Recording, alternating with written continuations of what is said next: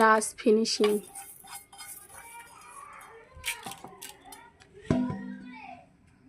কে phone করেছে?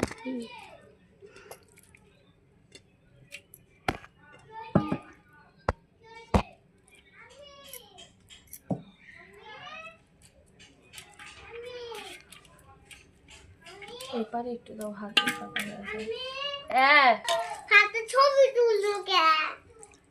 এই দাদু ভাই এসে যাও, পরে যা, গিয়ে বক বক কর খান, দাঁত তুলতে যাবো। মাথা খারাপ, এই মশলা সেই মশলা, রং সেন, আতর, ঘি, দুধ, বাবা কত রকম জিনিস দিতে হয়। বেশি কেটে দিচ্ছি। আমি যাও যাচ্ছে।